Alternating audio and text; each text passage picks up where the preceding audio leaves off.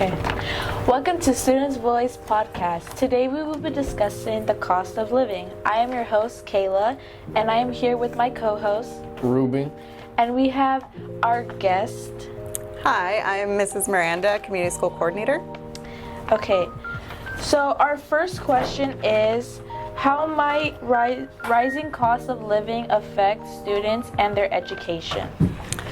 So I think immediately about college students, and they're adults, they have tuition, a lot of the time they are out on their own, and having the rising cost of living, it really creates a stress on some of our most vulnerable students that really need to figure out for themselves what it is that they're doing.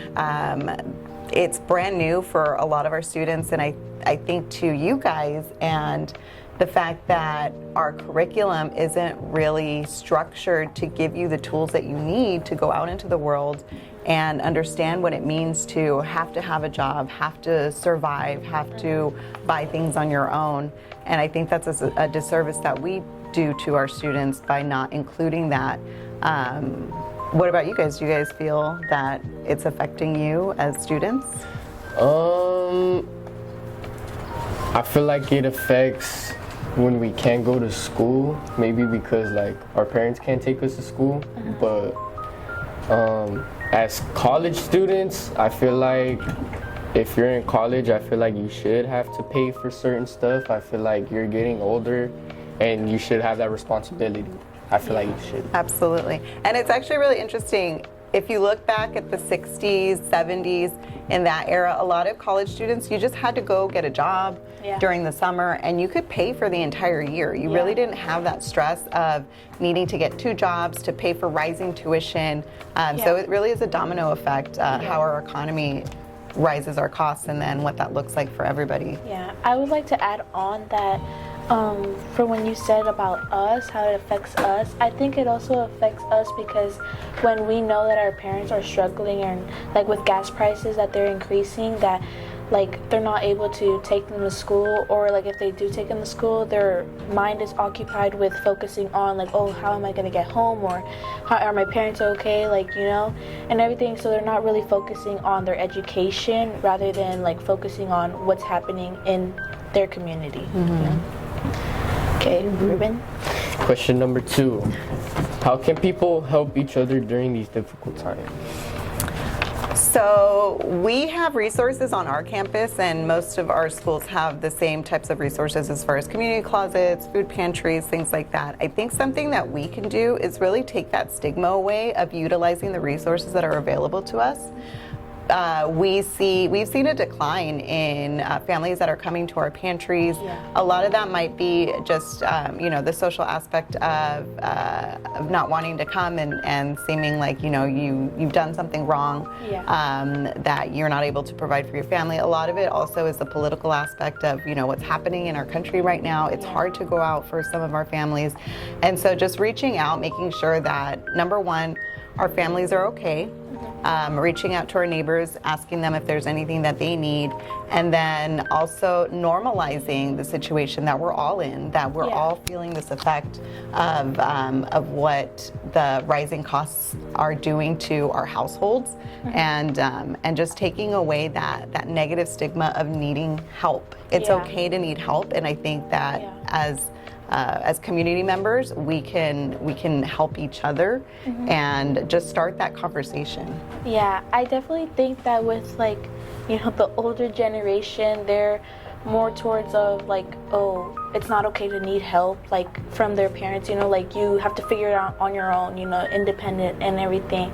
But I think it's also that for parents to know what days the community center have for either groceries or for the closet as well, because I know that there's some parents who don't have emails, or some parents who are not aware of what's happening either on the weekdays or on the weekends, and I think it's important for the students and the parents to be more involved with that if they are struggling, for them to get help. It's not for them to feel embarrassed, it's more for them to we're a community and we're helping each other lift up each other, Yeah, absolutely.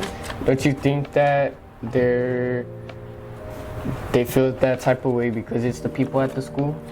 I think yes, because you know there's some parents who are very advocate for their students' educations, and for like people who work in this school district or community, people who work for the schools, I feel like some parents when they come in, they feel like not targeted, but like feeling like, oh, I'm being watched, you know, or like I have to be like I don't know, like not feeling welcomed, and for them to feel like, oh, like I can't go anymore, like because I'm being watched and I don't like to be watched or something like that, you know. Absolutely, yeah. It's a delicate balance of being supportive and making sure that parents feel welcome. Yeah. As far as making sure that the resources are still available for everybody. Okay. And our third question is, what things have you noticed are a lot more expensive now than ever before, and why do you think that is? So gas, obviously, number one, that has shot way up. And the other would be groceries. So I don't do a lot of the grocery shopping, but I hear about it when my husband gets home. He's like, can you believe that the bacon is now $14 and it used to be $7? And so it affects you, you know, it affects your decisions and the way that you're able to provide nutrition to your family. You know, we used to eat a lot more salmon. We don't anymore because it's expensive.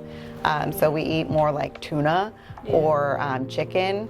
It's just a lesser expensive option. And so it makes you start thinking about different things. Am I providing the right nutrients for my family? Is my kid getting the right vitamins? You know, do I need to go out and you know, find other resources so that we can eat? And then thinking about other families that are in you know, they're not as socioeconomically stable as we are, and we're feeling the effects.